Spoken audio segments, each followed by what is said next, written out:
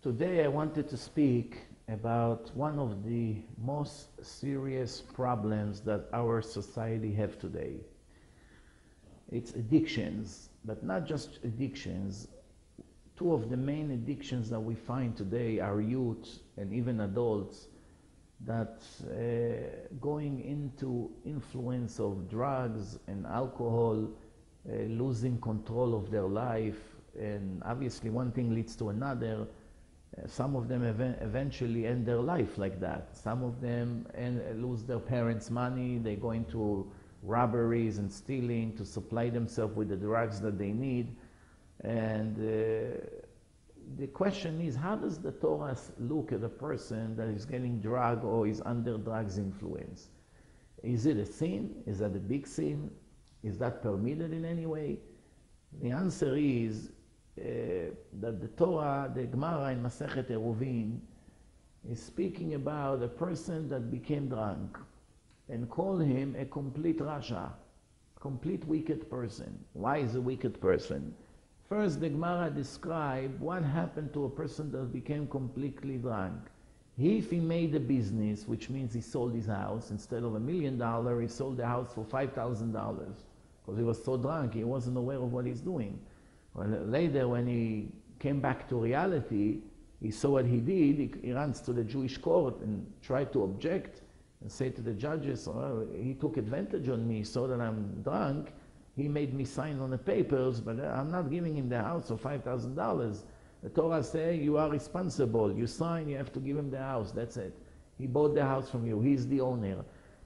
Whether you sold, whether you bought, what happened if you killed the person? You were so drunk, you didn't realize you had and killed the person.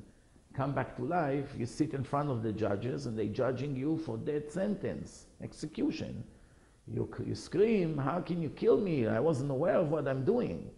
So the rule, the Torah is saying, this is the Halakha in Shulchan Aruch, the Jewish book of law, that everything that a sober person is liable for is also liable for when he's drunk. So what do we find from here? We find that the punishment, the crime, goes for becoming drunk. Once you're drunk, obviously the Torah knows you have no control of what you're going to do or say. You embarrass people, it's Chilul Hashem, you disgrace the name of God, especially if you're religious. You drink, people see the way you are, you embarrass your wife, you embarrass your parents. You know, next time when people has to deal with you, they won't take you so serious. You may even lose your job, but this is all minor things compared to the main thing here. That this is disgracing the name of Hashem. The Gentiles or other people will look at you, they say, what kind of religion is that? If this is the way they behave, who wants to be like this? If that's how the Torah educate them to be, that means the Torah didn't help, didn't make them anything better. They were like animals. So what's the point?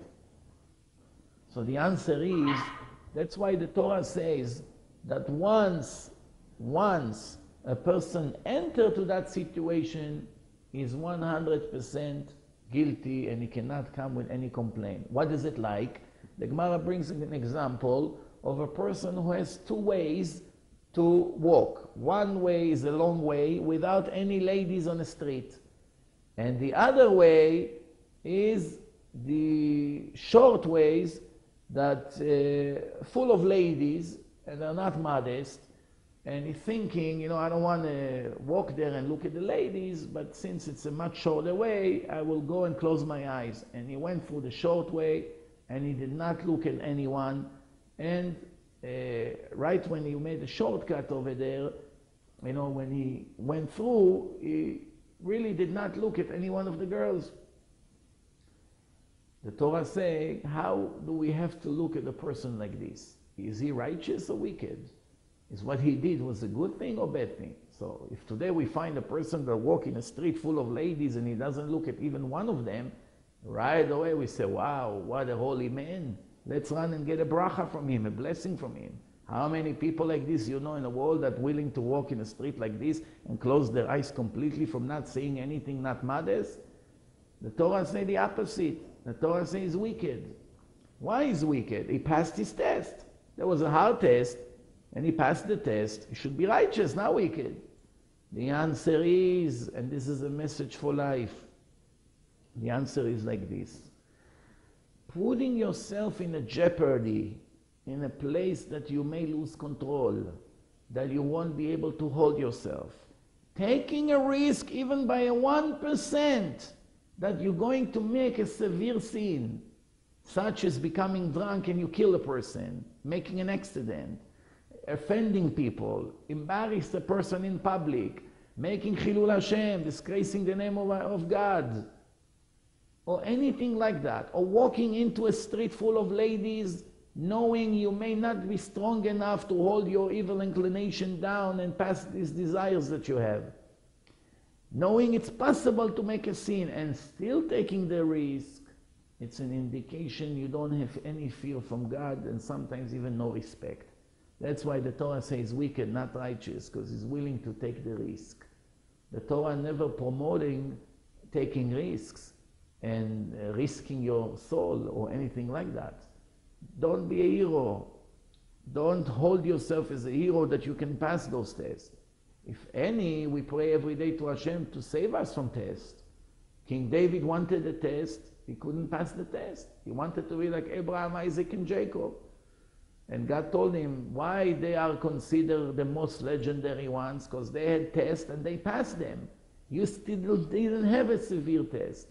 He said to God, test me. Right after that, the Torah says he saw Bathsheba on a roof hanging the laundry over there. He looked at her and one thing led to another. So this is it. The idea is not to hold of ourselves as successful heroes that can pass all the tests in life. No. A wise person ran away from the fire. He doesn't take a risk. Thank you very much.